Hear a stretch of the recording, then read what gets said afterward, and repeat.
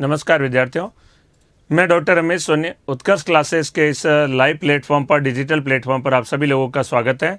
हम लोग यहाँ पर चर्चा कर रहे थे कल टॉपिक के अंतर्गत पृथ्वी की आंतरिक संरचना, जिसमें भूकंपीय तरंगों के आधार पर पृथ्वी की आंतरिक संरचना के बारे में चर्चा कर रहे थे, क्रस्ट, मेंटल और क्रोड के बारे में।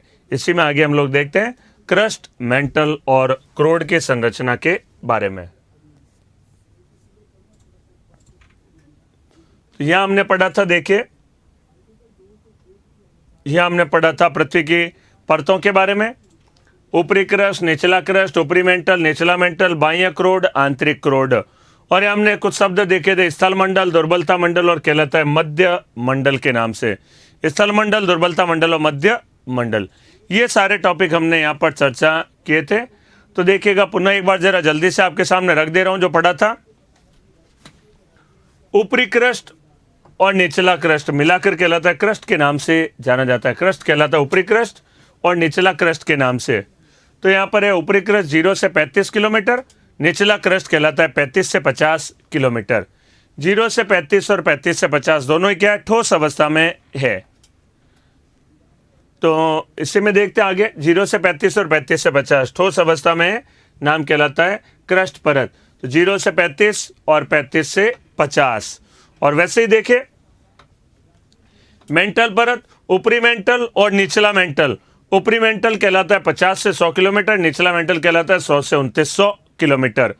तो ऊपरी मेंटल, निचला मेंटल ठोस अवस्था में, ऊपरी मेंटल, निचला मेंटल अर्ध तरल व ठोस दोनों अवस्था में पाया जाता है। तो यहां पर देखिएगा ऊपरी मेंटल और निचला मेंटल। ऊपरी मेंटल है, देखिए जहां निचला क्रस्ट समाप्त होता है 50 से 100 किलोमीटर ठोस अवस्था में। तीसरी परत ऊपरी क्रस्ट, निचला क्रस्ट और ऊपरी मेंटल। इसके बाद में आता है निचला मेंटल। निचला मेंटल कहलाएगा, देखिए 100 से 2900 किलोमीटर या मोटाई तक का मंडल है, नाम कहलाता है निचला मेंटल के नाम से। तो 100 से 2900 किलोमीटर, 100 किलोमीटर से 2900 किलोमीटर तक का मंडल है, नाम कहलाता है, इसी को कहते हैं निचला मेंटल। 100 से 2900 किलोमीटर। इसी निचले मेंटल का कुछ भाग है वो अर्ध तरल अवस्था में है। अर्ध तरल अवस्था में कहलाता है 100 से 350 किलोमीटर की मोटाई तक। 100 से 350 किलोमीटर, 100 से 350 किलोमीटर तक की मोटाई तक का मंडल है, ये कहलाता है दुर्बलता मंडल के नाम से जाना जाता है। ये जो रेड में दर्शा रखा है कहलाता है दुर्बलता मंडल। कल पढ़ा था हमने, याद करिए,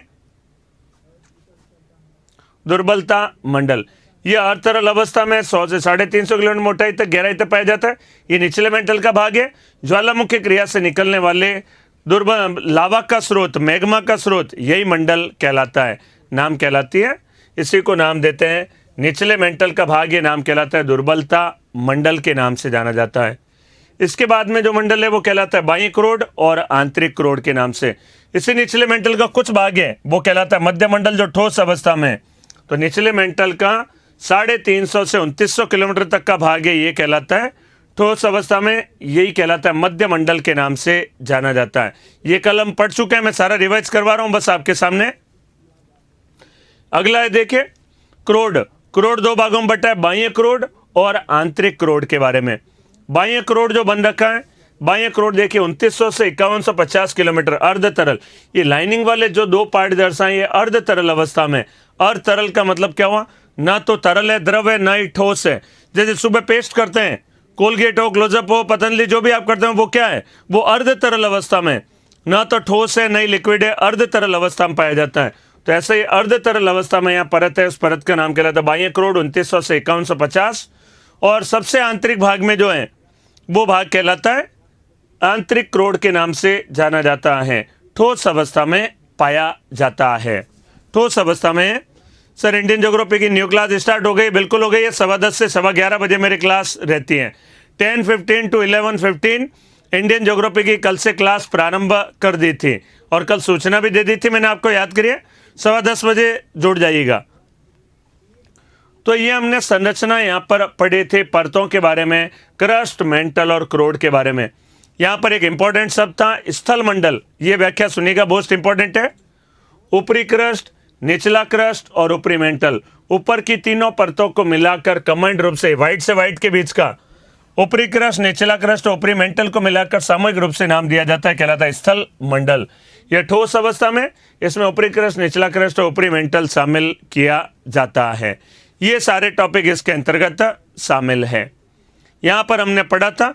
अब यहाँ पर देखिए अगले जो बिंदु आते हैं तो हमने पढ़ी, देखिए 6 परतें ये और 3 नाम यहाँ, मध्य मंडल, दुर्बलता मंडल और स्थल मंडल के बारे में।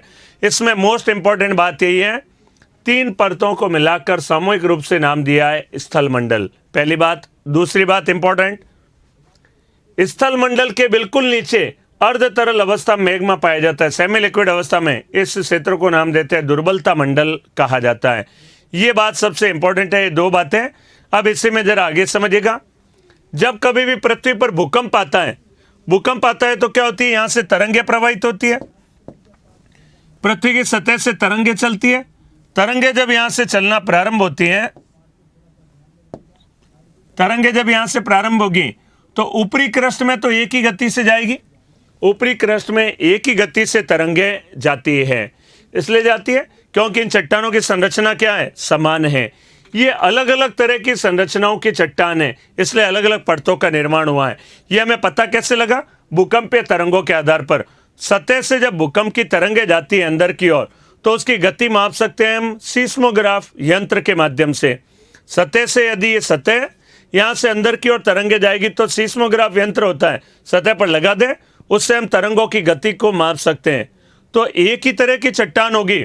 मान लीजिए एक उदाहरण दे रहा हूँ, ये लोहे की चट्टान है, मान लीजिए, कल्पना करते हैं तो यहाँ तक पूरा लोहा है, तो लोहे में एक ही गति से तरंगे प्रवाहित होगी। अगला जो ही मंडल दूसरा आएगा तो दूसरा आएगा, ये अलग तरह की, मान लीजिए तांबे की चट्टान है पूरी, तो इसमें एक गति से प्रवाहित होगी। कहने का तात्पर्य, ऊपर वाली जो परत है उसमें एक गति से भूकंप की तरंगे जाएगी। अगर ये पूरी एक परत है, इसमें एक गति से तरंग जाएगी। ये दोनों चट्टानें जहाँ पर आपस में जुड़ जाती हैं वहाँ पर क्या हुआ, ये मान लीजिए लोहा और ये तांबा, तो दोनों के क्या होंगे, मिश्रित गुण होंगे। तो यहाँ पर एक गति से तरंगे बहने लगी। जो ही अगली परत में जाएगी तो अगली परत में जाते ही यहाँ पर क्या होगा, इस जगह पर भूकंपीय तरंगों की गति और दिशा में क्या हो जाएगा, परिवर्तन हो जाता है। या तो गति बढ़ जाएगी या फिर गति क्या होगी, घट जाएगी। जैसे एक उदाहरण देखिएगा, मैं आपके सामने रखता हूं यहां पर, इस उदाहरण को समझिएगा।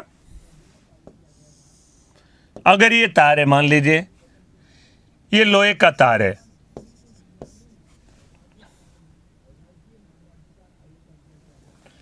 ये मान लेते हैं हम लोहे का तार है, इसमें हमने तरंगे प्रवाहित की ऊपर से।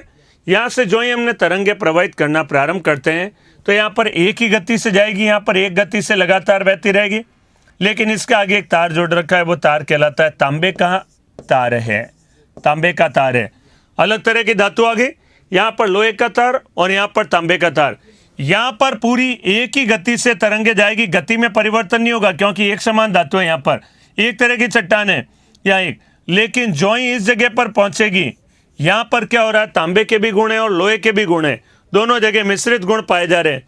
तो यहाँ पर भूकंपीय तरंगे जो अंदर जाएगी एक ही गति से बहती है। लेकिन यहाँ पर आते ही जो ही ये जिस गति से इधर बह रही थी उसकी जो गति होगी, कंटिन्यूटी होगी, वो क्या होगी, टूट जाएगी।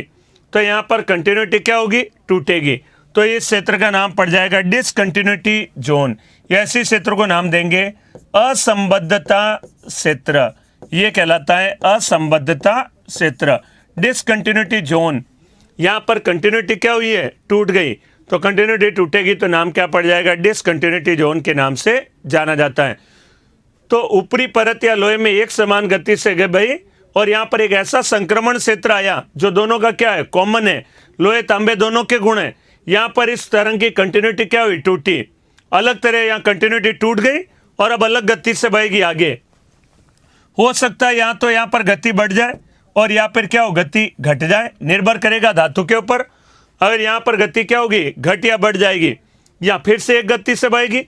अगला मान लीजिए यहाँ पर एक तार लग रखा है, चांदी का तार है, यहाँ पर इसी प्रकार से चांदी का तार है।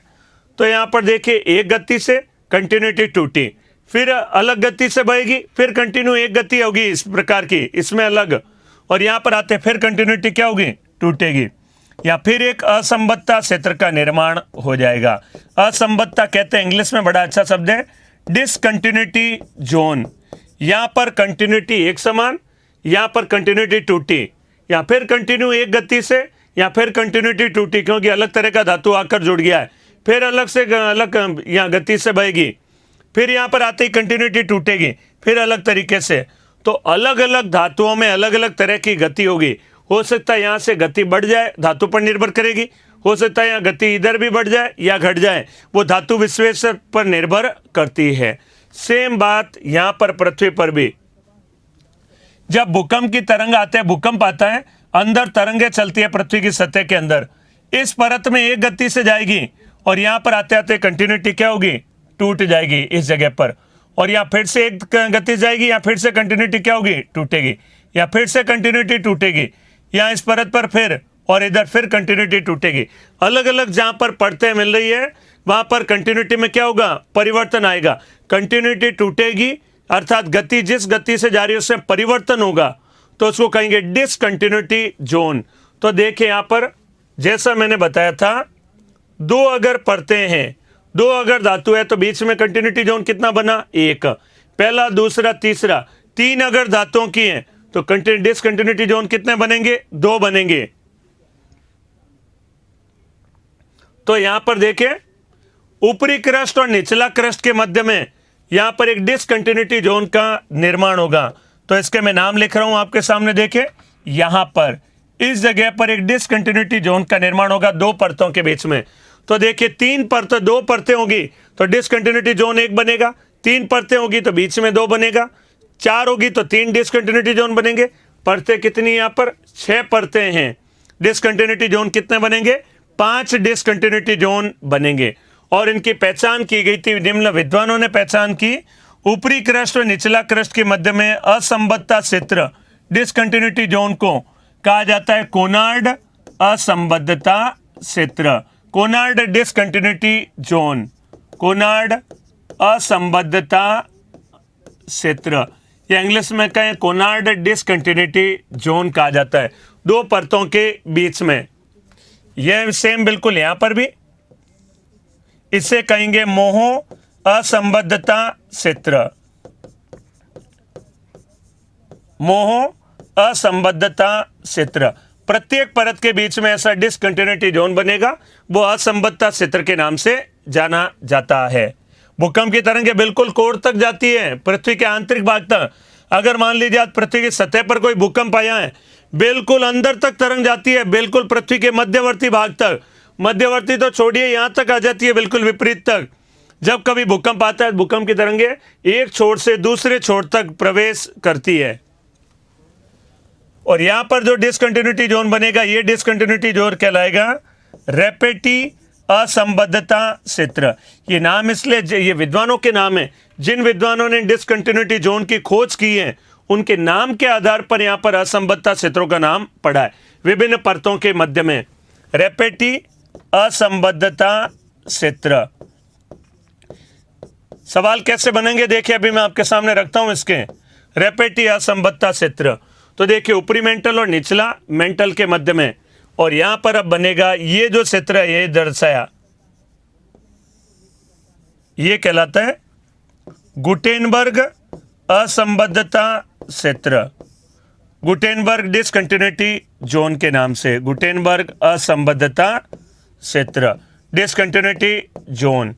और लास्ट यहां पर ये जो असंबद्धता क्षेत्र है इसको नाम देंगे, देखिए छह परतें, व्हाइट में मैंने 5 नाम लिखे हैं बीच में यहां पर, तो ये नाम कहलाता है लेमैन असंबद्धता क्षेत्र, लेमैन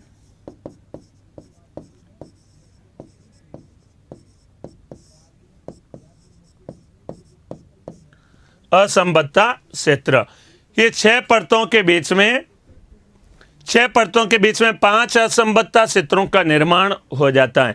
ये 5 असंबद्धता क्षेत्र यहां पर बनेंगे। तो एग्जाम में पूछे जाते हैं रैपेटी असंबद्धता क्षेत्र कौन कौन सी परत के बीच में बनेगा, तो हम कहेंगे ऊपरी मेंटल व निचला मेंटल के मध्य में।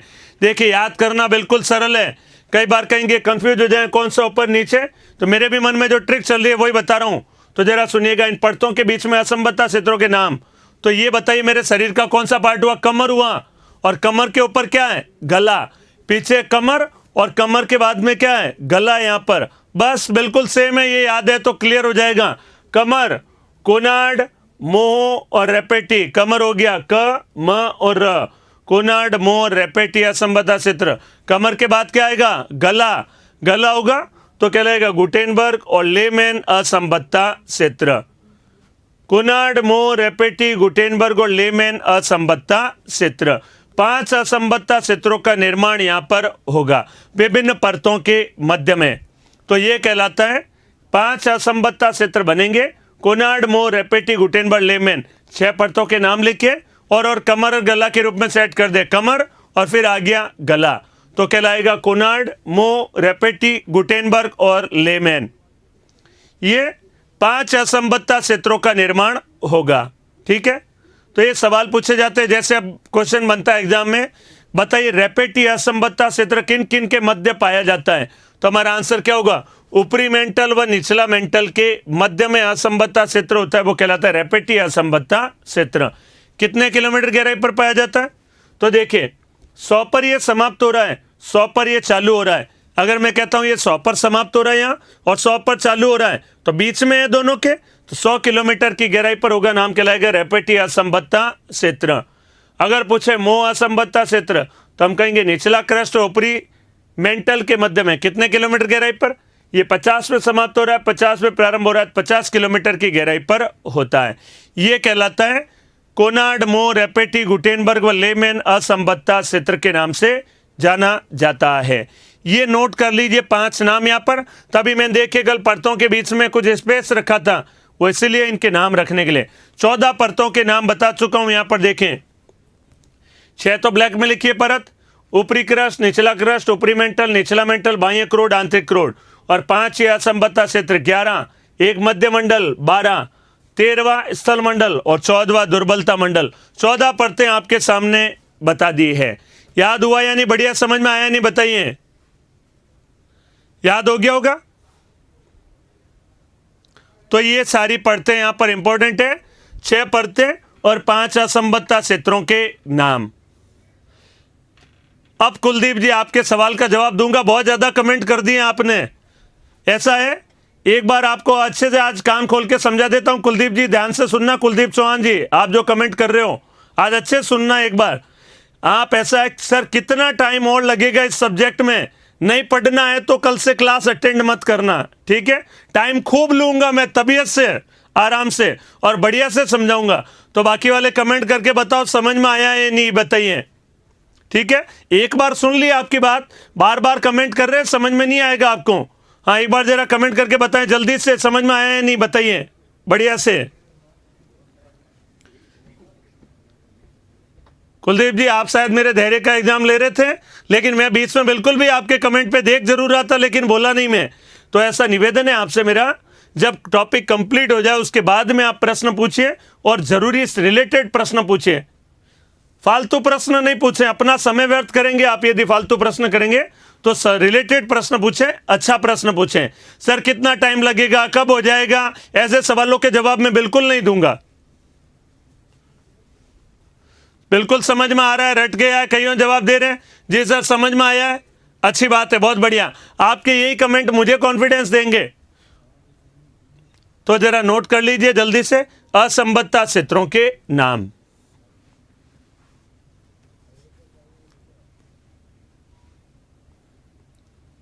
तो ये 5 असंबद्ध क्षेत्र और ये सारे परतों के नाम यहां पर, ये इंपॉर्टेंट है सारे।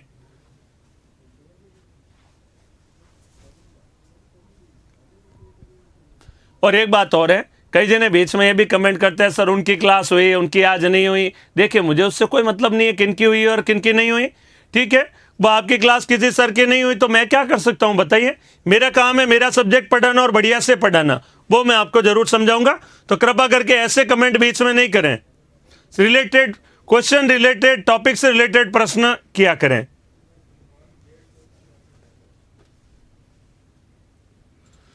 बिल्कुल टाइम लगाऊंगा, बढ़िया से समझाऊंगा, तो अच्छे से पढ़िए और ये सारे नाम नोट कर डालिए। यहां पर परतों के बीच में नाम लिख डालिए, फिर आगे हम और बढ़ते हैं टॉपिक में। सुनीता जी कह रहे हैं सर आ गया समझ में, इतना अच्छा बता रहे हैं सर, ऐसा सर समझ में ना आए ऐसा हो नहीं सकता। बहुत अच्छी बात है, आपके ऐसे कमेंट मोटिवेट करेंगे मुझे।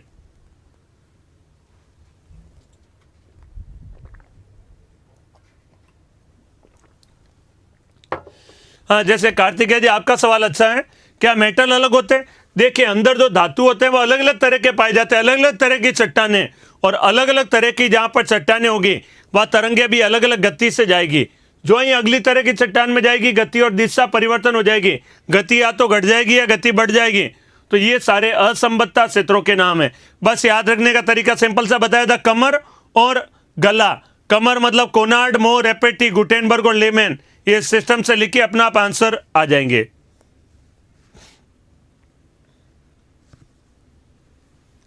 हो गया यहां पर?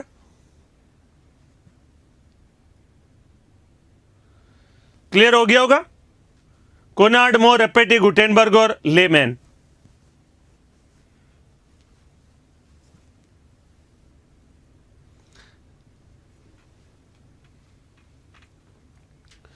छह पढ़ते हैं और 5 असंबद्धता क्षेत्रों के नाम।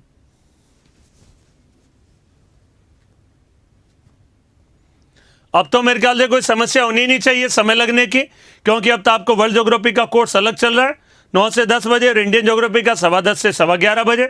अब तो ये भी नहीं कह सकते सर वर्ल्ड ज्योग्राफी जल्दी कराएं या धीमे कराएं, इंडियन ज्योग्राफी धीमे कराएं या तेज, क्योंकि दोनों का अलग अलग क्लास चल रही है आपकी। तो अब वो समस्या मैंने बिल्कुल समाप्त कर दी है। हो गया पूरा चित्र? अब आगे इसी में जरा लिखिएगा, यहां पर आपके सामने नाम लिख रहा हूं पुनः। तो देखिए यहां पर मैंने कहा था ये कंप्लीट चित्र होगा, इसको आपको एग्जाम के समय रिवाइज करना होगा। तो जरा देखेगा, ऊपरी क्रस्ट और निचला क्रस्ट के मध्य असंबद्धता क्षेत्र क्या कहलाता है? कहलाता है कोनार्ड असंबद्धता क्षेत्र। कमर और गला याद करिए, कोनार्ड असंबद्धता क्षेत्र।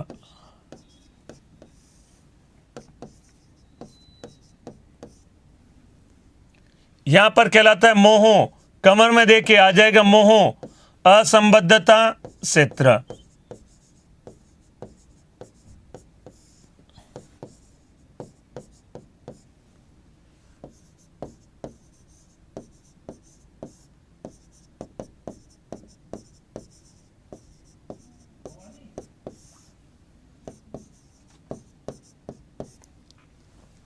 रेपेटी असंबद्धता क्षेत्र।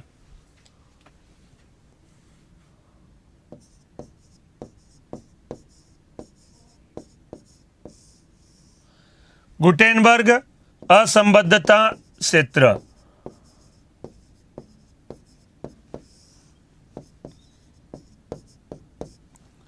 और लेमैन असंबद्धता क्षेत्र।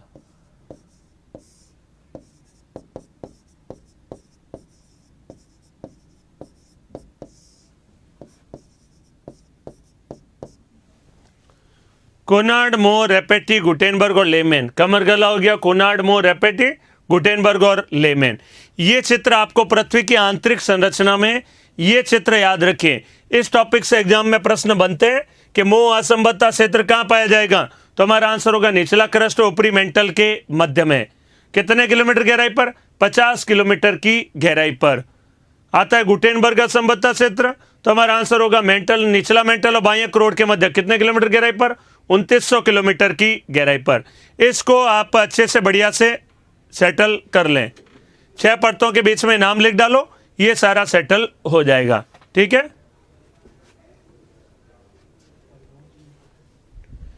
कछुआ चाल विजय चाल है, अभिनव जी कह रहे हैं। मैं सहमत हूं आपकी बात से बहुत ही। मैं हमेशा बहुत धैर्य से, आराम से और तबीयत से पढ़ने पर विश्वास रखता हूं। मुझे अपने आप पर इतना भरोसा है, एक बार जिस टॉपिक को पढ़ लिया फिर कैसे पढ़ना है वो मैं बहुत अच्छे से जानता हूं। मुझे ऐसा लगता है, मुझे ऐसा महसूस होता है। तो अपने मन में आप भी ऐसे कॉन्फिडेंस जगाइए कि एक बार पढ़ना है, धैर्य से पढ़ना है, बढ़िया पढ़ना है, समझकर पढ़ना है। वो आगे आपके हमेशा विकास देगा और आपका डेवलपमेंट करेगा। बहुत तेजी से आने वाले समय में बहुत तेजी से आपकी टॉपिकों पर पकड़ बनाएगा और आपको एग्जाम में पास करवाएगा।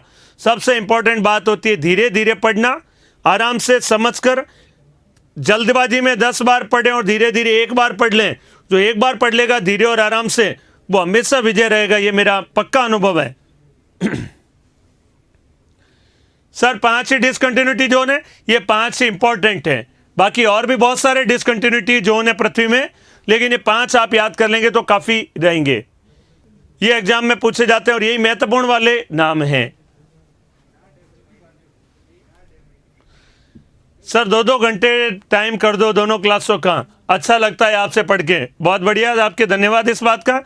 लेकिन मेरे भी गला है एक लिमिटेड है, बहुत एनर्जी और उत्साह से बोलता हूं तो वो जल्दी खराब हो जाता है। संसाधनों का सोच समझकर प्रयोग करना, नहीं तो क्या हो जाता है, अर्थात नुकसान को आमंत्रित कर देंगे। मैं अपना गलत संसाधन का सोच समझकर प्रयोग नहीं करूंगा तो आने वाले समय में क्या हो जाएगा, नुकसान हो जाएगा, सतत विकास नहीं हो पाएगा। सतत विकास के लिए संसाधनों का सोच समझकर प्रयोग करना होता है। इसलिए मेरे संसाधन 1-1 घंटे चलेंगे तो बढ़िया रहेंगे गला संसाधन। हो गया चित्र, ये बना लीजिए। और एग्जाम के समय आपको जब एग्जाम होने लगे, पृथ्वी की आंतरिक संरचना ये पढ़नी हो तो इस वाले चार्ट को आप रिवाइज करिएगा, ये महत्वपूर्ण रहेगा, ठीक है।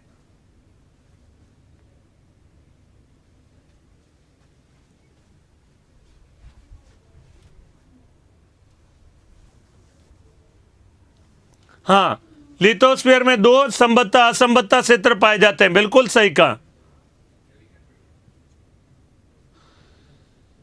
सर। एक बात और है, हम भले ही कम पढ़े लेकिन अच्छे से पढ़ें, ये बात सही है। कम पढ़ना लेकिन बढ़िया से पढ़ना, अच्छा पढ़ना, ये ज्यादा अच्छा रहता है। लिख लिया, नोट हो गया तो नोट कर लीजिए सारा।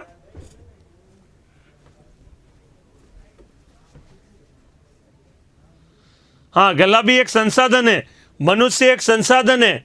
मनुष्य संसाधन की श्रेणी में काउंट होता है, मानव विकास संसाधन पढ़ा होगा, तो गला भी क्या एक संसाधन है। इस संसाधन का सोच समझकर प्रयोग नहीं करा तो क्या हो जाएगा, नुकसान हो जाएगा। धीरे धीरे बोलना है, आराम से बोलना है, प्यार से बोलना है, तो ये संसाधन बहुत लंबा चलेगा, बढ़िया से चलेगा।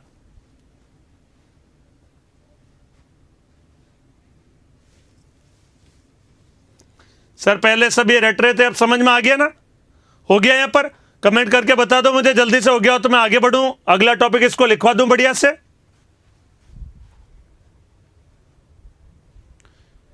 नहीं, आंतरिक क्रोड के बाद बचेगा ही क्या, ये तो देखिए 2 परतें हैं, जैसे कहें बाह्य क्रोड और आंतरिक क्रोड।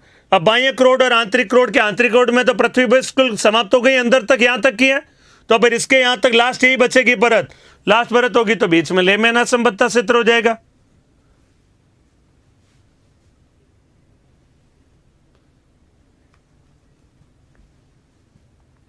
नोट हो गया। तो मेरी यही सलाह है, एग्जाम के समय ये वाला याद रखिएगा। और ये वाला याद क्या रखना, आप तो परमानेंट मेमोरी में चला जाना चाहिए। एग्जाम में सवाल आए 6 परतें बनाओ और कमर और गला वाला फॉर्मूला लगा दो, कोनार्ड, मोर, रेपेटी, गुटेनबर्ग और लेमैन। हाँ, फॉर्मूला इधर से लगाना, ये याद रखना है, इधर से कमर गला लगा दिया तो सब उल्टा हो जाएगा। कोनार्ड, मोर, रेपेटी, गुटेनबर्ग और लेमैन हमें लिखना उसी स्टाइल में, कमर और गला यहां पर, ठीक है। चलिए, बहुत बढ़िया, नोट हो गया, धन्यवाद उसके लिए। अब मैं यहां पर इस चित्र में आपके सामने कुछ बातें बना रहा हूं, आपको नहीं बनानी है, आपने बना लिया तो आपका चित्र गड़बड़ हो जाएगा सारा। लेकिन यहां पर समझिएगा, यहां पर जो मैं बातें बताने जा रहा हूं ये पूरा मिलाकर कहा जाता है, स्थल मंडल के नाम से जाना जाता है, स्थल मंडल कहलाता है। मैं केवल इन तीनों परतों का एक मिश्रित चित्र आपके सामने बना रहा हूं, देखिए यहां पर।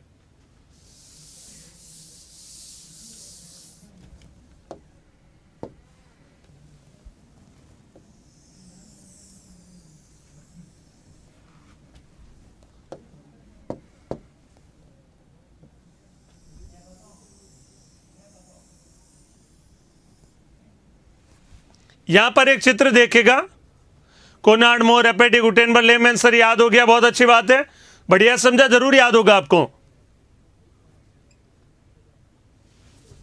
सर फॉर्मूला बहुत बढ़िया लगा आपको, मुझे तो कमेंट बहुत अच्छे लग रहे हैं, लोगों के आ रहे हैं, वो बहुत बढ़िया लग रहा है, अच्छा समझ में आया तो मेरे लिए यही खुशी की बात है।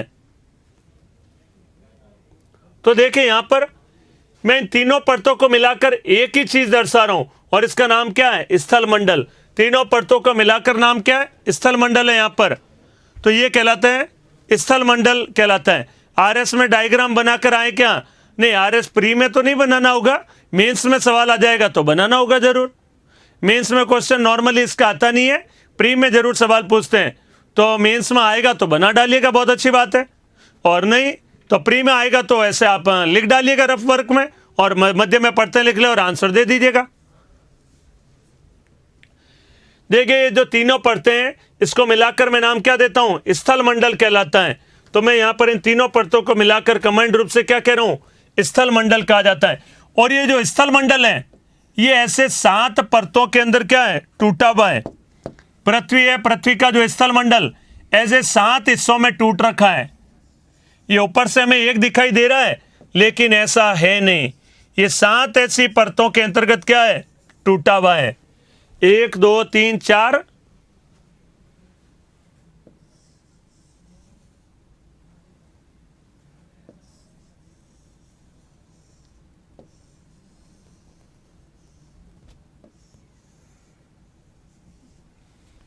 ऊपर से देखने पर पृथ्वी हमें एक दिखाई देती है, लेकिन पृथ्वी से आंतरिक भागों में 7 टुकड़ों के अंतर्गत टूट रखे। 7 अंदर तक नहीं, इतने इतने टुकड़ों में टूट रखी है यहाँ पर स्थल मंडल, जिसे हम कहें स्थल मंडल कहा जाता है। ये भाग क्या है? ये इतना जो मोटाई थी वो क्या थी? स्थल मंडल। लिथोस्फीयर जिसे हम कहें, ये लिथोस्फीयर होता है। ये ऐसे टुकड़ों के अंतर्गत टूटा हुआ है, यहाँ पर ये ऐसे टुकड़ों में टूटा हुआ है, जिसे कहते हैं लिथोस्फीयर कहा जाता है। मोटाई कितनी थी इसकी? 0 से 100 किलोमीटर, 0 to 100 किलोमीटर। कई दिनों की डिमांड आ रही है सर एक बार फॉर्मूला फिर से बता दे, जल्दी से बता दे रहा हूं, जरा सुनिएगा। चलिए इंपॉर्टेंट है तो एक बार जरूर बता दूंगा। देखिए यहां पर ऊपरी क्रस्ट, निचला क्रस्ट, ऊपरी मेंटल, निचला मेंटल, बाह्य क्रोड और आंतरिक क्रोड, 7 पर 6 परतें। इन 6 परतों के बीच में असंबद्धता क्षेत्र पाए जाते हैं, डिसकंटिन्यूटी जोन। और डिसकंटिन्यूटी जोन जो पाए जाते हैं तो यहां पर इनके नाम है, देखिए कमर और गले के नाम के आधार पर। ये मेरे शरीर में क्या है? कमर, और कमर के ऊपर क्या है? गला।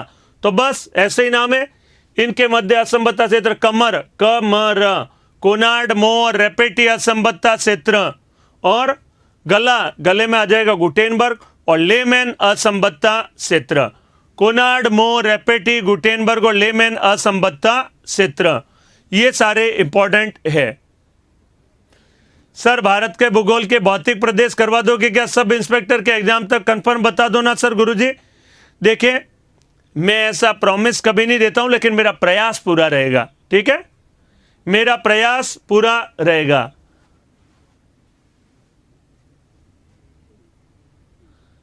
बहुत बढ़िया दीपक योगी जी, आप जो कह रहे हैं मुझे बहुत ही अच्छा कमेंट लगा, बहुत बढ़िया लगा। दिनेश जी सर, भवानी जी सर, बढ़िया पढ़ा रहे हैं, बहुत अच्छी बात है। वो तो है ही लीजेंड टीचर है, बहुत ही मान टीचर है मेरे दृष्टिकोण से, बढ़िया पढ़ाएंगे हमेशा। तो कोनार्ड मोर रेपेटी गुटेनबर्ग और लेमैन, ये 5 असंबद्धता क्षेत्र है यहाँ पर। ये बातें यहाँ पर इंपॉर्टेंट है। 6 परतों के बीच में 5 असंबद्धता क्षेत्र है, कोनार्ड मोर रेपेटी गुटेनबर्ग और लेमैन, ये नाम इंपॉर्टेंट है। पूरे दिन सर इनका पढ़ते रहे, मजा आता रहता, बहुत अच्छी बात है। मेरे सीनियर है दोनों ही, दिनेश जी गहलोत सर और भवानी सिंह जी सर हिस्ट्री वाले हैं। दोनों ही अपने आप में महान टीचर है मेरे अनुसार, बढ़िया, बहुत शानदार पढ़ाते हैं। मैं बहुत अच्छे से जानता हूं पढ़ाने की स्टाइल से दोनों की। दोनों ही सर अत्यंत महान है। और उसका पूरा श्रेय किसको है? पूरा श्रेय निर्मल जी सर को। उन्होंने ही सबको समझ लो, वो कप्तान वो है। जब टीम का कप्तान विराट कोहली बन जाता है तो खिलाड़ियों को तो परफॉर्मेंस देनी पड़ेगी, बताइए। जब टीम का कप्तान ही बड़ा उत्तम हो तो खिलाड़ी तो बढ़िया होंगे ही, बताइए। खिलाड़ी कैसे कमजोर हो सकता है? कप्तान अगर बढ़िया है तो ये दोनों ही उप कप्तान समझ लीजिए उनमें। मैं तो एक छोटा सा बॉलर हूं वहां पर, सिंपल सा एक, लेकिन हूं मैं रविंद्र जडेजा की तरह, ये मान लीजिए ऑलराउंडर खिलाड़ी हूं मैं भी, लेकिन ठीक ठाक। कभी कभार एंजॉय करने में मजा आता है आप लोगों के साथ में, बढ़िया, अच्छी बात है, कभी कभी हो जाना चाहिए। तो यहां पर देखिए अब जो मेरा मुद्दा आ रहा हूं, मैंने कहा ये तीनों परतें मिलाकर कहलाती है स्थल मंडल के नाम से जानी जाती हैं, और इसी को कहते हैं लिथोस्फीयर। 0 से 100 किलोमीटर, ये जो स्थल मंडल है पूरा एक परत के रूप में नहीं है, ये ऐसे 7 टुकड़ों के अंतर्गत बटा है। इन्हीं टुकड़ों को हम नाम देते हैं प्लेटों के नाम से जाना जाता है। स्थल मंडल जो 0 से 100 किलोमीटर तक फैला है, 3 परतें, ऊपरी क्रस्ट, निचला क्रस्ट और ऊपरी मेंटल की जो परतें हैं उनको मिलाकर बना स्थल मंडल। और ये जो स्थल मंडल है 0 से 100 किलोमीटर तक है, जिसे लिथोस्फीयर कहा जाता है या स्थल मंडल कहा जाता है। ये ऐसे 7 टुकड़ों के अंतर्गत बटा है। इन्हीं 7 टुकड़ों को प्लेटों के नाम से जाना जाता है। यही टुकड़े क्या कहलाती हैं? प्लेट कहलाती है। यही टुकड़े कहलाती है प्लेट। इसका मतलब प्लेट किसका भाग हुआ? इस स्थल मंडल का पार्ट है ये पूरा स्थल मंडल। इसके 7 टुकड़े, ये 7 बड़ी बड़ी प्लेटें कहलाती है पृथ्वी के ऊपर। बात समझ में आई होगी? ये 7 बड़ी बड़ी प्लेटें यहां पर भूकंप और ज्वालामुखी टॉपिक अब इससे ही समझ में आएगा। अब यहां पर एक चित्र और देखिएगा, पुनः पिछला। इस स्थल मंडल के बिल्कुल नीचे क्या है? अर्ध तरल मैग्मा है। इस स्थल मंडल के, ये 100 किलोमीटर के स्थल मंडल के बिल्कुल नीचे देखिए रेड में क्या है? ये दुर्बलता मंडल कहलाता है, जो अर्ध तरल मैग्मा है। बिल्कुल यही प्लेट टेक्टोनिक्स है जो समझाने जा रहा हूं। इसके नीचे ये जो पार्ट है, जो उधर भी रेड में दर्शा रखा था, देखें लाइनिंग के रूप में, ये वही पार्ट है जो यहां दर्शा रहा हूं।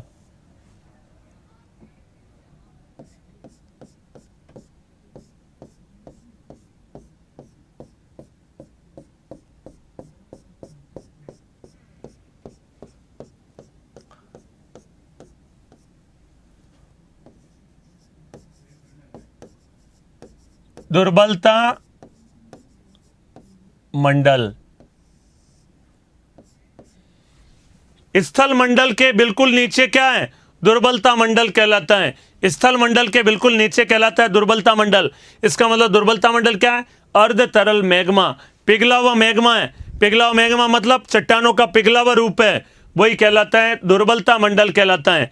तो इन प्लेटों के नीचे, स्थल मंडल के बिल्कुल नीचे पिघला हुआ मैग्मा, इसको मैं कह सकता हूं दुर्बलता मंडल। और दुर्बलता मंडल क्या है?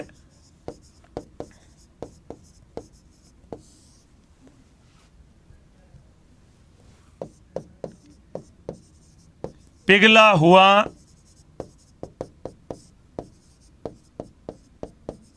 चट्टानों का भाग,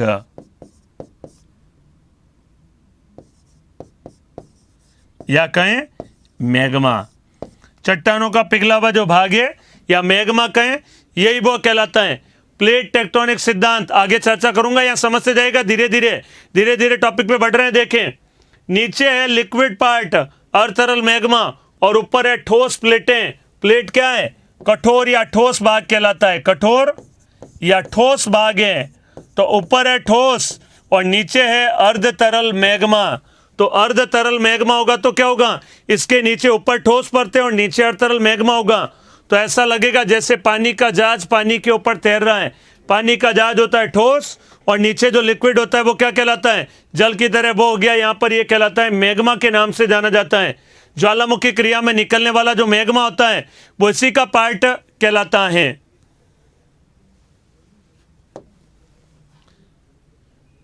सर आपसे हमारी सभी बातें मानते हो? प्लीज सर एक बार रिक्वेस्ट है, आप अपनी आईएएस वाली जर्नी का हमारे साथ में शेयर जरूर करें, हम भी कुछ से ग्रहण कर सकें। प्लीज वेरी वेरी रिक्वेस्ट है, जरूर करूंगा।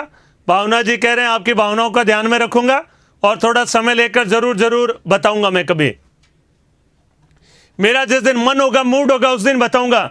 और उस दिन भावनाओं से मैं भी बोलूंगा बढ़िया से। तो जब जिस दिन मूड होगा मैं बात को जरूर ध्यान रखूंगा, लेकिन जिस दिन मेरा मूड होगा, मूड मतलब जिस दिन एकदम प्रसन्न मन में होऊंगा, आज भी प्रसन्न हूं लेकिन बहुत बढ़िया प्रसन्नता से जिस दिन होऊंगा, उस दिन अपना ये भावनाएं आपके सामने रखूंगा। कैसा आईएएस तक का मेरा सफर था, क्या मैंने किया, क्या नहीं किया, क्या पढ़ना चाहिए आपको, तो ये सारा मैं आपके सामने बताऊंगा। बहुत ही भूगोल सर पूरे विस्तार से पढ़े हैं, बहुत अच्छे से पढ़ रहे हैं। ऐसा प्रयागराज में भी नहीं बताया है। कोई बात नहीं, जहां भी पढ़ा हो आपने अच्छी बात है। या मेरा जो है मैं आपके सामने रख रहा हूं, तो जरा सुनिएगा। यह कहलाता है दुर्बलता मंडल और इसके ऊपर स्थल मंडल, और स्थल मंडल के टुकड़े कहलाते हैं प्लेटों के नाम से जाने जाते हैं। जैसे पानी का जहाज और नीचे पानी, सेम वैसे ही। और पानी का जहाज क्या होता है? पानी का जहाज या तो आगे बढ़ सकता है, या पीछे बढ़ सकता है, या फिर ऊपर नीचे हो सकता है। पानी में यही तो 3 गतियां होगी, ऊपर नीचे, आगे और पीछे। तो ये कहलाता है, ये सभी, ये 3 तरह की गतियां हो सकती है। आगे बढ़ना, पीछे जाना और ऊपर नीचे होना, 3 तरह की गतियां हो सकती हैं।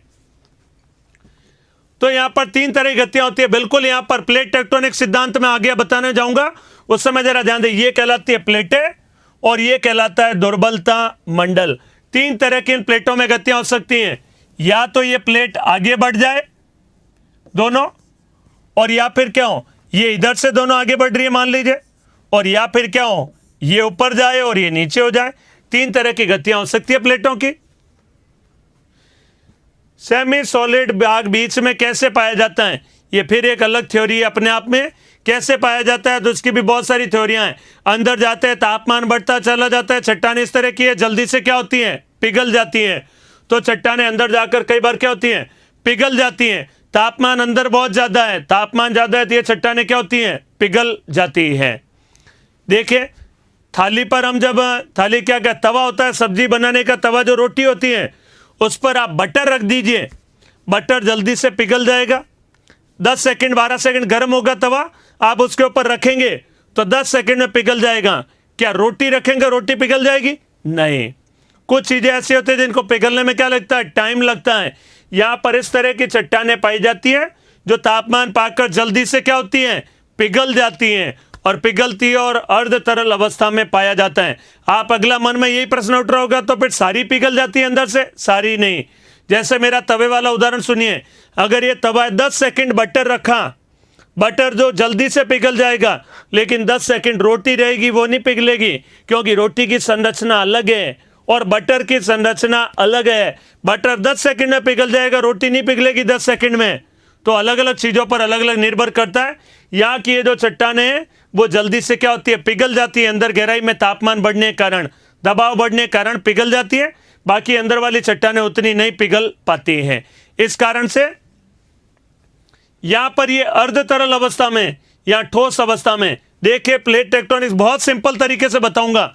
2 प्लेटों का ऐसे नजदीक आना, ऐसी गति कहलाती है अभिसारी गति। अभिसारी गति। और 2 प्लेटों का, यहां पर देखिए इनके नामकरण दे देता हूं ABCD में। ए और ये प्लेट है बी, ये C और ये प्लेट है D, ये E और ये F, और ये वाली प्लेट है G प्लेट मान लीजिए। 3 तरह की गतियां हो सकती हैं। 2 प्लेटें जब नजदीक आए तो नजदीक आती है, ऐसी गति कहलाती है अभिसारी गति। अभिसारी का मतलब वो नजदीक आना, और नजदीक आना क्या कहलाएगा, इसी को कहते हैं कन्वर्जन प्लेट के नाम से। कन्वर्ज होना, जुड़ना, ये कहलाता है कन्वर्जन प्लेट के नाम से। और 2 प्लेटों का ऐसे, बी और सी में क्या संबंध है जरा देखिएगा। बी इधर जा रही है, सी इधर जा रही है। ये जो स्थान हो ना, ये ऐसी प्लेटों की विपरीत दिशा में जाना, ये कहलाती है अपसारी गति।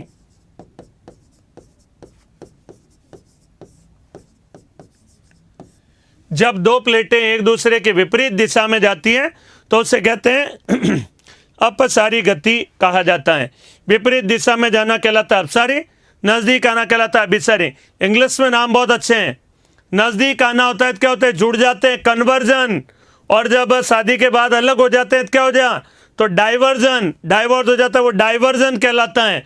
तो नजदीक आना, शादी होना क्या है, ये कन्वर्जन है। जबकि डाइवोर्स क्या हो गया, तो वो कहलाता है दूर जाना, कहलाता है डाइवर्जन। तो बिल्कुल सेम ऐसा ही है, ये कहलाता है कन्वर्जन और ये कहलाता है डाइवर्जन। तो अभिसारी गति, कन्वर्जन मोशन, और ये कहलाता है डाइवर्जन मोशन। 2 प्लेटों का नजदीक आना कहलाता है कन्वर्जन और 2 प्लेटों का दूर जाना कहलाता है, इसे कहते हैं हम अर्थात अपसारी गति के नाम से दूर जाना। और तीसरी कहलाती है समानांतर गति। समानांतर गति, समानांतर गति हो गया लिव इन रिलेशन की तरह एकदम, बिल्कुल वो संबंध। तो यहां पर देखिए कॉन्सेप्ट को समझिएगा, अपना आप आंसर आएंगे। 2 प्लेटों का एक दूसरे के समानांतर गति करना, समानांतर, या तो दोनों नीचे जाए या दोनों ऊपर आए, या फिर क्या हो, एक ऊपर और एक नीचे जाए, ये गति कहलाती है समानांतर गति कहलाती है। प्लेटों की ऐसी गति कहलाएगी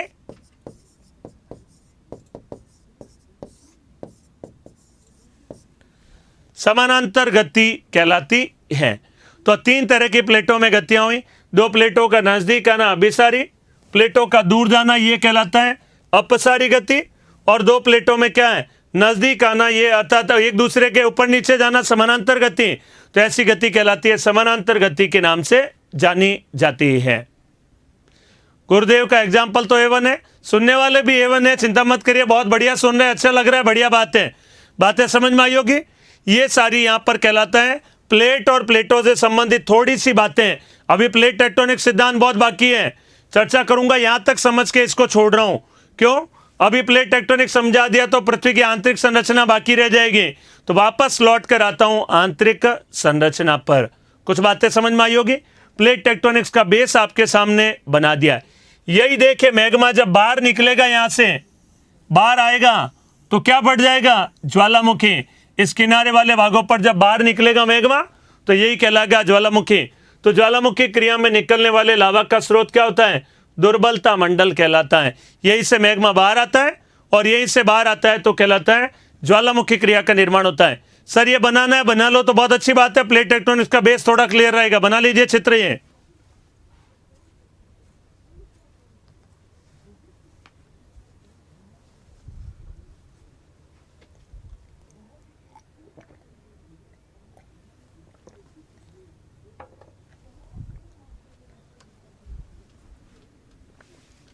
सर आप एग्जाम्पल अच्छा दिया, समझ में आ जाता है, एकदम क्लियर।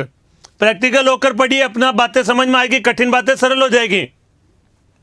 कन्वर्जन नजदीक आना, डाइवर्जन दूर जाना, और पैरेलल मोशन तो समानांतर गति करना, यह कहलाता है पैरेलल मोशन। तीन तरह की गतियां हो सकती है। अब प्लेट टेक्टोनिक्स कोई भी पढ़ लो, कोई किताब में पढ़ लो, प्लेट किससे कहा जाता है, प्लेट स्थल मंडल के कठोर टुकड़े हैं। ये क्या है, स्थल मंडल का पार्ट है, कठोर टुकड़े हैं।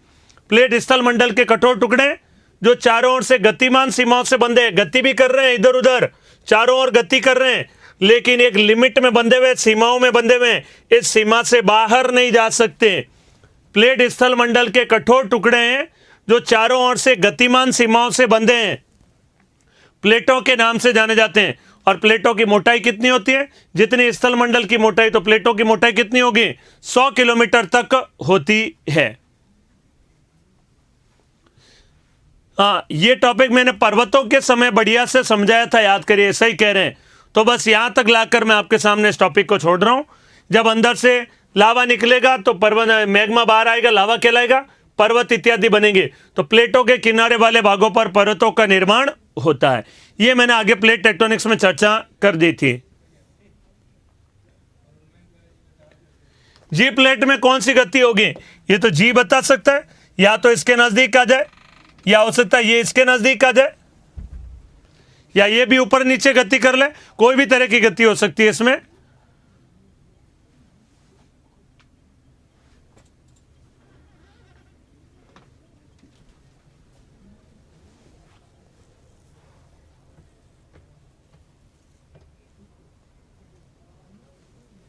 हो गया। तो देखिए ये सारी बातें हमने यहां पर कुछ बड़ी प्लेट टेक्टोनिक्स का थोड़ा सा बेस बताया है।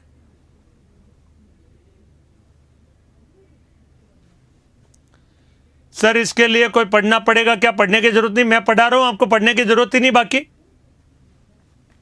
मैं देखिए धीरे धीरे कांस्टेबल के स्तर से आईएएस तक के स्तर तक ले जाऊंगा आपको टॉपिक में तैयारी करते करते। तो बिल्कुल आप बढ़िया से पढ़ते जाइएगा, जरूर जरूर आपको समझ में आएगा।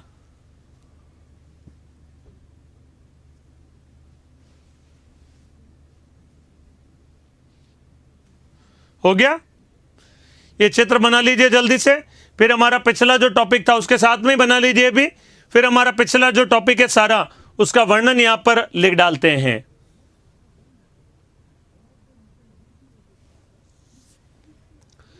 सर ग्रेविटी कहां से स्टार्ट होती है, ये तो देखिए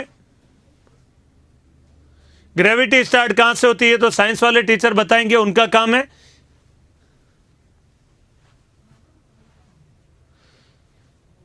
मेरे कोड में सर भारत की भूगोल वाली प्लेलिस्ट नहीं आ रही है, तो अभी तो कल ही तो क्लास हुई है, एक ही तो वीडियो आया है, आ जाएगा वो।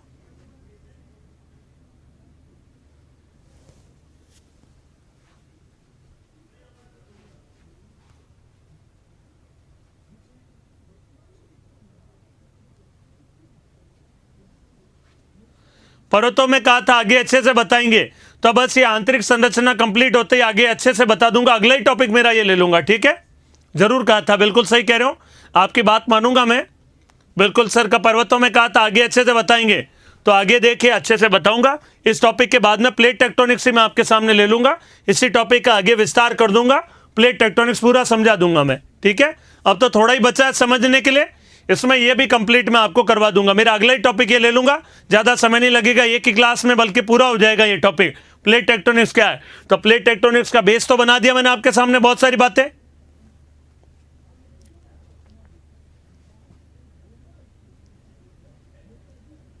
सर फर्स्ट ग्रेड के लिए आपकी भूगोल वाली बुक उचित है क्या? बहुत उचित है, उचित क्या बल्कि बहुत अनुभव से लिखी है। अंगुलियों पर नाचने लग गई आज, भूगोल इतना बढ़िया तैयार कर लिया, राजेश जी कह रहे हैं बहुत बढ़िया बात है, बहुत अच्छा है। सर भूकंप का केंद्र दुर्बलता मंडल में होता है क्या? पढ़ेंगे, देखिए भूगोल में आएंगे, भूकंप वगैरह सब चीजें क्लियर करेंगे, एकदम धैर्य रखो थोड़ा, सब कुछ समझ में आएगा। नॉर्मली 50-60 किलोमीटर, 8 किलोमीटर, 10 किलोमीटर लगभग भूकंप का केंद्र होता है। सर आपकी क्लास का 99 वाला बैच नहीं आ रहा है, तो देखिए अभी 99 वाला बैच है वो बंद कर दिया है, जो जिनके पास कोर्स खरीदा हुआ है वो ही ले पाएंगे। आपके तो कोर्स है, इसमें लिख रखा है लेवल 1 का कोर्स आपने ले रखा है। पिंकी जी आप जब पूछ रहे हैं तो आपके कोई दिक्कत नहीं, हो जाएगा उसमें। सर मैं यूपी पीजीटी की तैयारी कर रहा हूं, बहुत अच्छी बात है, शुभकामनाएं मेरी ओर से, तैयारी कर रहे हैं तो आगे सफल होइए और भूलिएगा मत मुझे, यही बात इंपॉर्टेंट हो गया। चित्र तो आगे हम देखते हैं, वो वाला वर्णन है जो लिख डालते हैं। हमने यहां पर ये जो पढ़ा था ये सारी बातें, इसको जरा हम लिख डालते हैं, हेडिंग लगाइए क्रस्ट।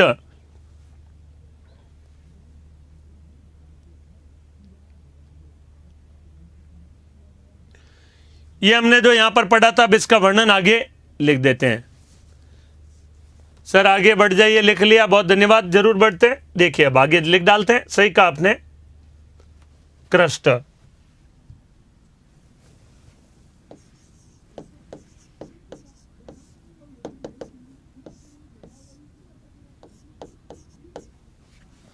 साथ साथ लिख डालिएगा मेरे।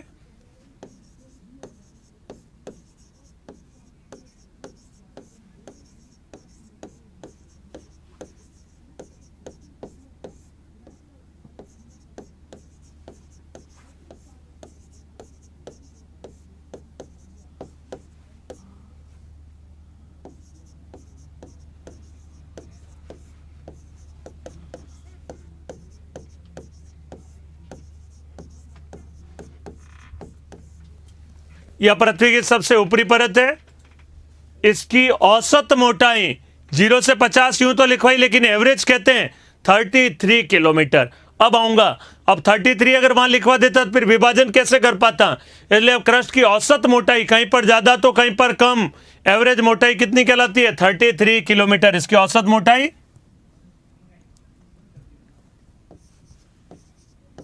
33 किलोमीटर होती है।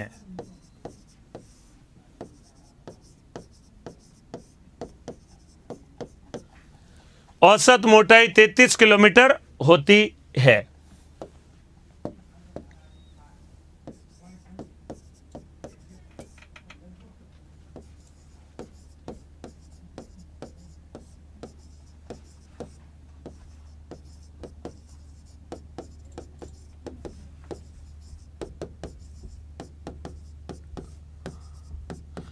क्रस्ट की परत को 2 भागों में बांटा जा सकता है।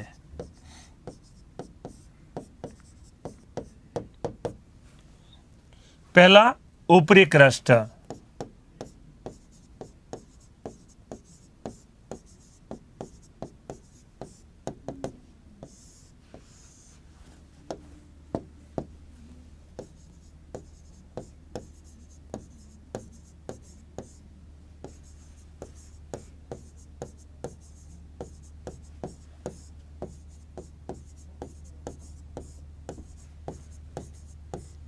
यह पृथ्वी की सबसे ऊपरी परत है, यह पृथ्वी की सबसे ऊपरी परत है।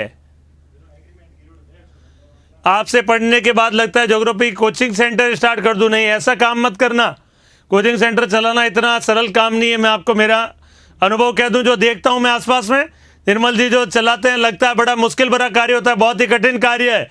आप तो बढ़िया पढ़ने का कार्य करिए, ये वाला काम करें बस। यह पृथ्वी की सबसे ऊपरी परत है।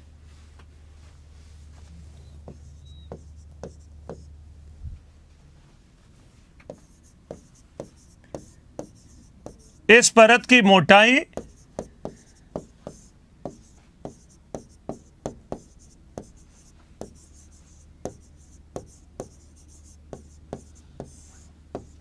0 से 35 किलोमीटर तक होती है।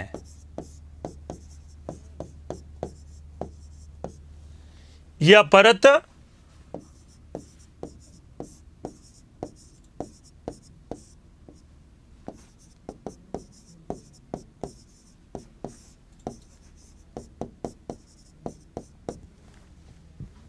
जीरो से 35 किलोमीटर तक होती है। यह परत ठोस अवस्था में है।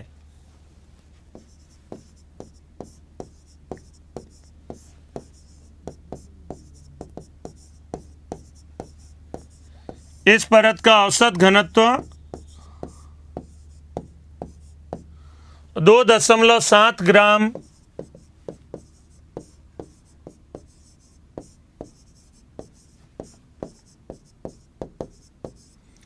आज जो टॉपिक पढ़ा है बढ़िया से रिवाइज करिएगा। कल जो पढ़ाया था बढ़िया से रिवाइज करना।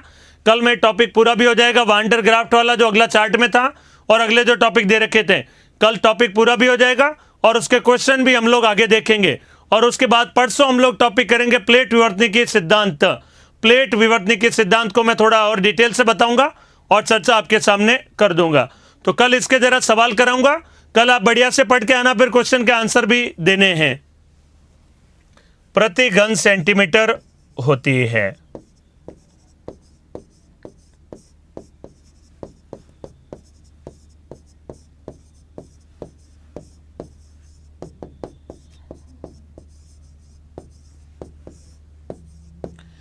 इस परत में सिलिका व एल्यूमिनियम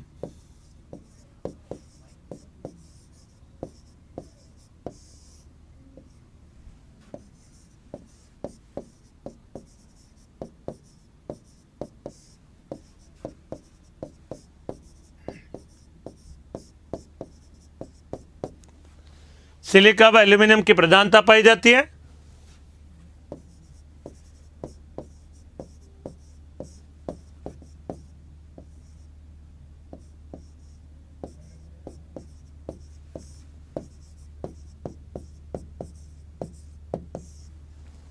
यह परत ग्रेनाइट चट्टानों से निर्मित है।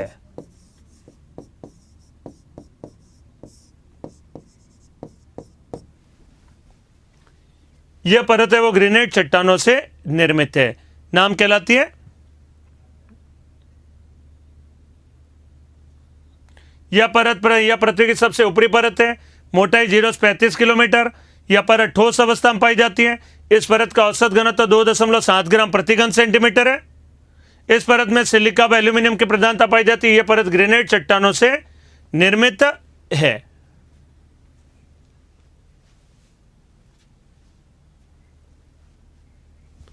अगला तो देखें, ऊपरी क्रस्ट के बाद में क्या आता है? ऊपरी क्रस्ट के बाद में हमने पढ़ा था, याद करिए, ऊपरी क्रस्ट के बाद में क्या है? कोनार्ड असंबद्धता क्षेत्र 35 किलोमीटर की गहराई पर निचला क्रस्ट और ऊपरी क्रस्ट दोनों के मध्य में। तो एक परत और उसके बाद कोनार्ड, फिर निचली परत, फिर मोह असंबद्धता, ऊपरी मेंटल, फिर रैपेटी, ऐसे करके हम लोग लिखेंगे। हो गया यहां तक ऊपरी क्रस्ट। एक और लिख डालते हैं यहां पर, कोनार्ड असंबद्धता क्षेत्र। उसके बाद आज इतना ही करेंगे।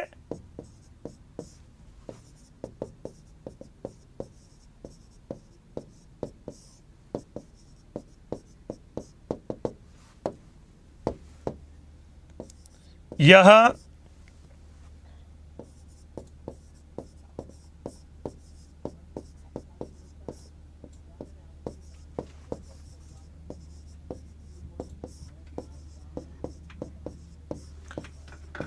ऊपरी क्रस्ट व निचला क्रस्ट के मध्य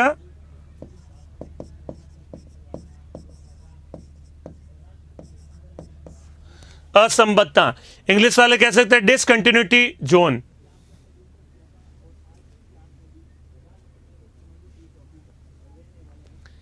अखिलेश जी ने बहुत अच्छी बात की, मुझे पढ़ना ही पड़ेगा। निर्मल गुरुजी वास्तव में इस देश में महान संत के समान है, जो हम सभी को इतना अच्छा गुरुजन व इतनी अच्छी उत्कृष्ट टीम उपलब्ध कराए। सच में आज भी गुरु का स्थान भगवान से ऊपर है। बिल्कुल सही कहा निर्मल जी ने, हम सबको मौका दिया, बोलने का समय दिया, बहुत ही बढ़िया है। और आप लोगों का, हमारा सबका कल्याण हो रहा है। ऊपरी क्रस्ट और निचला क्रस्ट के मध्य असंबद्धता क्षेत्र है। यह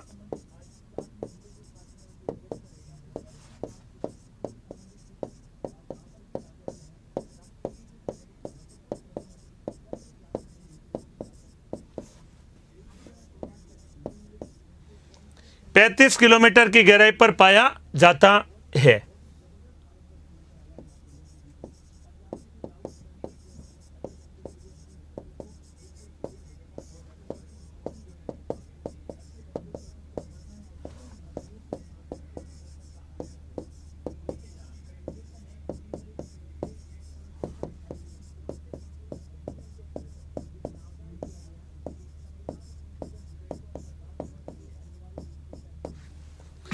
यहां भूकंपीय तरंगों की गति व दिशा में परिवर्तन होता है, कहलाता है कोनार्ड असंबद्धता क्षेत्र के नाम से जाना जाता है। तो ये हमने पढ़ा आज जो टॉपिक हमारा ऊपरी क्रस्ट और कोनार्ड असंबद्धता क्षेत्र, इसको नोट कर लीजिए। ये ऊपरी क्रस्ट और निचला क्रस्ट के मध्य असंबद्धता क्षेत्र है, 35 किलोमीटर गहराई पर पाया जाता है और यह भूकंपीय तरंगों की गति और दिशा में परिवर्तन होता है, कोनार्ड असंबद्धता क्षेत्र। तो आज टॉपिक हमारा इतना ही, कल आएंगे, चर्चा करेंगे आगे और। धन्यवाद।